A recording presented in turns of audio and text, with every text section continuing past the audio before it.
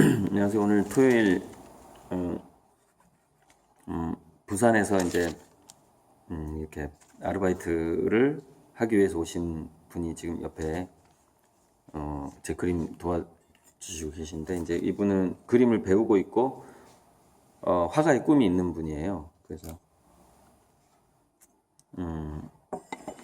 멀지만 아르바이트 하시라고 그랬고, 근데 의외로 한 3시간이면 온다고 하고요. 차가 굉장히 많대요. 부산 전주 왔다 갔다 하는 게 출근 시간에 30분마다 한 대씩 있답니다. 그래서 부산 전주에 이렇게 사람이 많이 왔다 갔다 하는지 정말 깜짝 놀랐어요. 자, 오늘은 이제 제가 이제 신문은 이제 다 10월 달까지만 보고 끊을 건데, 시사인은 앞으로도 한 2년 이상 더 볼 거예요. 이게 3년치를 한꺼번에 제가 계산을 해가지고.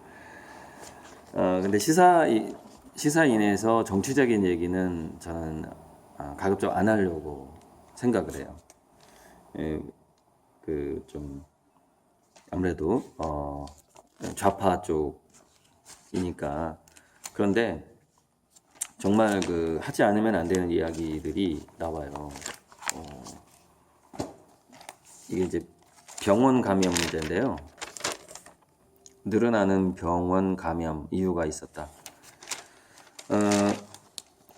이름은 까먹었는데 어떤 의사였죠.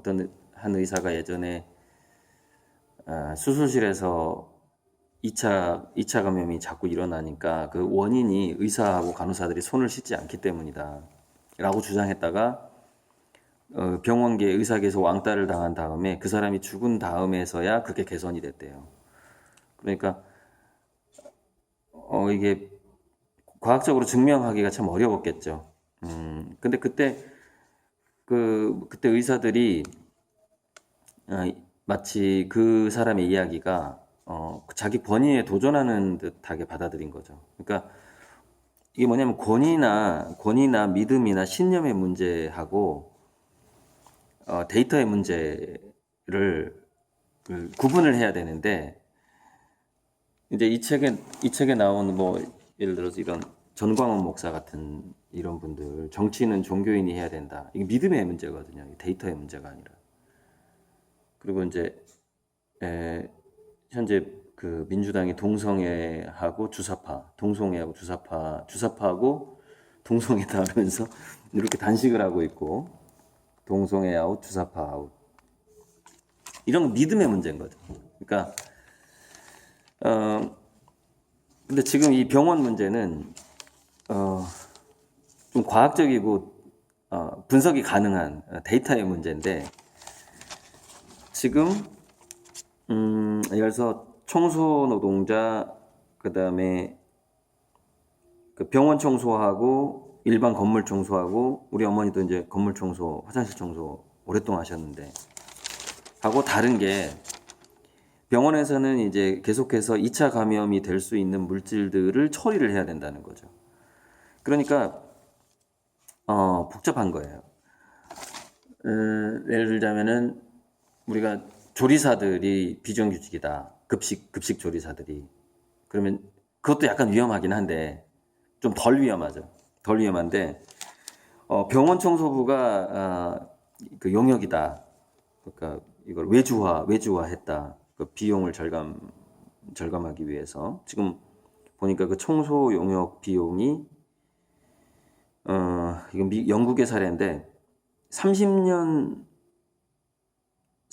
전에 일을 했던 사람보다 지금 더 낫다는 얘기가 나오는데, 계속해서 그 비용을 줄이기 위한 이 좀 자본주의적인 이 조치란 말이에요. 이게 외주화가. 그리고 또 하나 있죠. 법적인 책임을 피하려고 하는 거. 무슨 문제가 생겼을 때 병원장이 아니라 그 외주 업체의 사장이 잘리는 거죠. 그 외주 업체 사장이 구속이 되는 거고. 그걸 이제 위험의 외주화라고 하죠. 더 위험한 일일수록 이 자본주의 사회는 외주화가 된단 말이에요. 더 위험한 일일수록. 사람이 죽는 일일수록 외주화 시켜버려요. 왜냐면은 책임이 커지니까.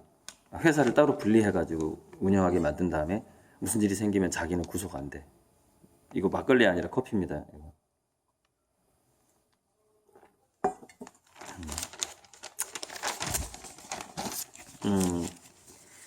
그래서 자 이제 이 뭐 다 읽을 필요는 없는데 어쨌건 간에 비용을 낮추기 위한 외주화고 또 캐나다, 영국 뭐 사례 막 다 나오고 있는데 그리고 이제 서울대병원에서 이렇게 비정규직을 없애자는 이런 집회 사진이 올라와 있고 한데 저는 그 얘기만 좀 하고 싶은 건데 뭐냐면은 병원 청소에는 상당한 팀워크와 지식이 필요하다라는 점을 말씀드리고 싶은 거예요. 자, 캐나다 밴쿠버 사례인데 이름이 너무 어렵다. 클로스트리디움이라는 장내 세균에 의한 병원 감염으로 환자 64명이 감염되고 이 중 8명이 사망하는 사건이 벌어졌다. 2008년 8월에. 보건당국의 역학조사 결과 손씻기 설비가 부족했을 뿐 아니라 청소업체가 계약 표준을 준수할 만큼 충분한 청소 인력을 제공하지 않았고 병원 청소의 특수성에 대한 인력 훈련도 제대로 이루어지지 않았음이 드러났다. 결정적으로 청소 노동자들이 청소 준비 과정에서 병원 감염을 막기 위해 1대10으로 희석해야 할 살균제를 1대1000으로 희석해서 사용한 것이 중요한 요인이었다. 그러니까 이제 또 아끼는 거죠. 용역업체는 또 아껴. 살균제를 또 조금 집어넣는 거야. 그러니까 살균이 안 돼버려. 계속해서 이제 돈을 아끼기 위해서 이게 그 병원에 오는 사람들의 목숨을 위험하게 만드는 상황이 지금 벌어지고 있는 거죠. 더 읽어볼까요? 좀 너무 전문적인 이야기라서 아무튼 더 읽지 말고 좀.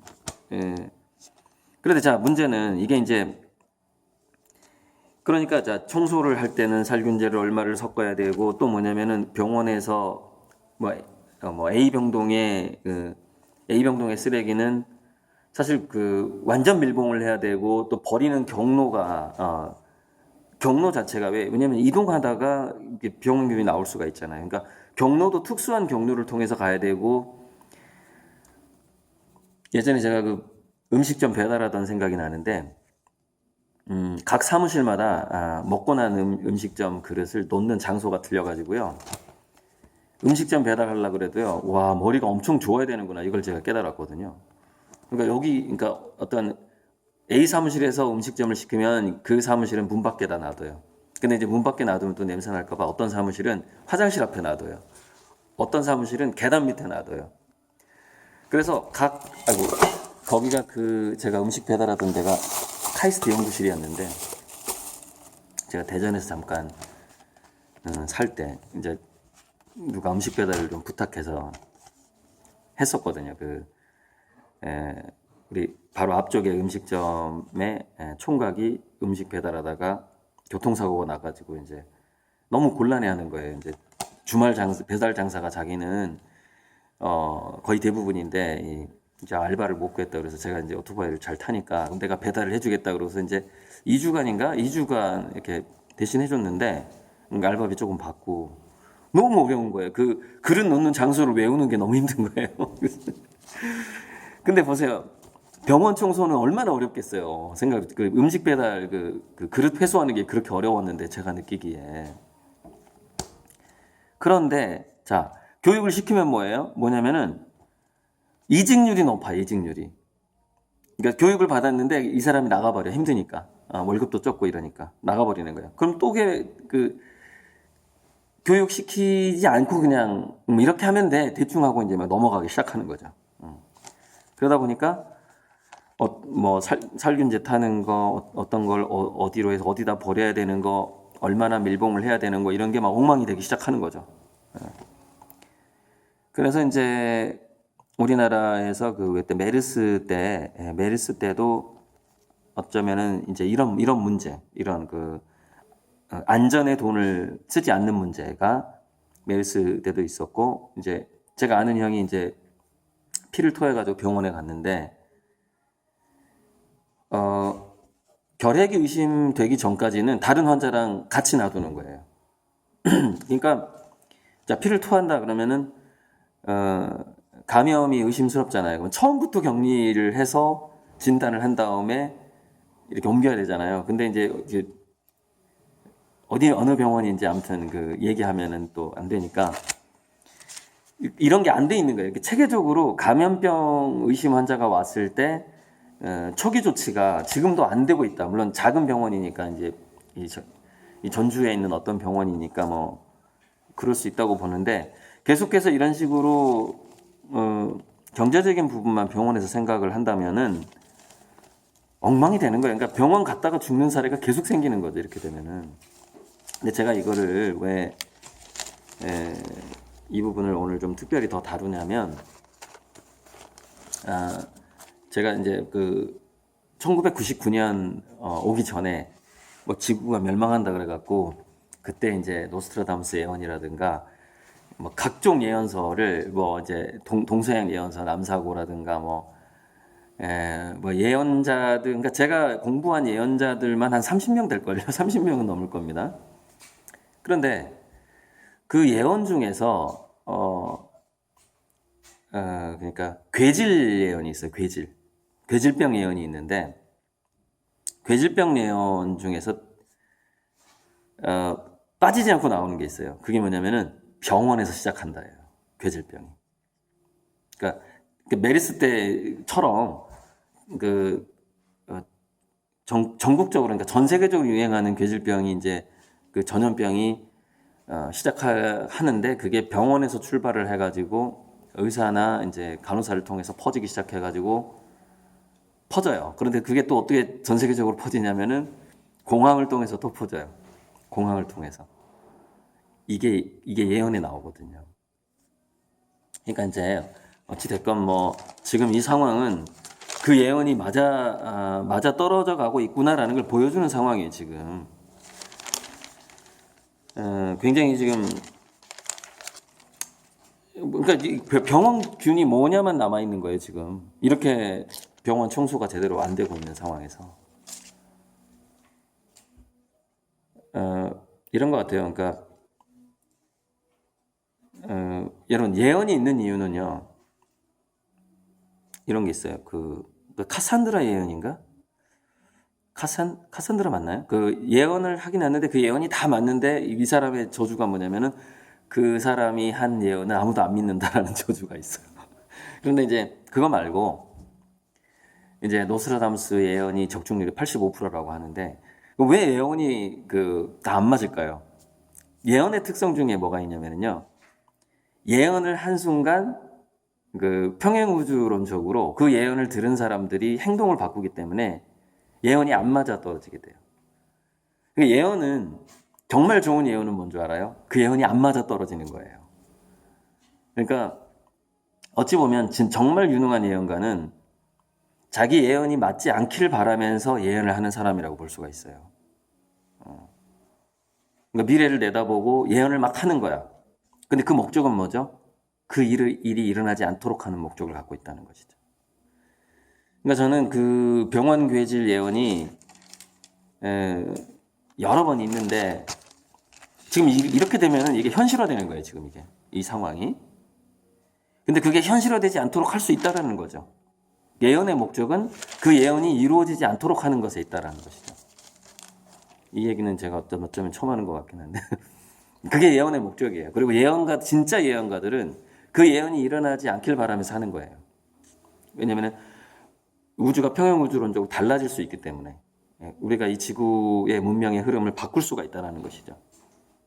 어떤 한두 사람의 행동이 그 시너지가 모아지다 보면은 연쇄 반응이 일어나면서 예언이 바뀌어 버리는 거죠. 그러니까 전에 2004년 그 남북한 전쟁설, 그다음에 얼마 전 2018년이었나요? 트럼프가 막 정말 전쟁 카드를 꺼냈다고 했을 때 그때도 그 남북한 전쟁설이 있었잖아요. 근데 그게 안 일어났죠. 안 일어난 게 그 평창 올림픽 해가지고 문재인 대통령이 적극적으로 이렇게 그 평화의 어떤 제스처를 했잖아요.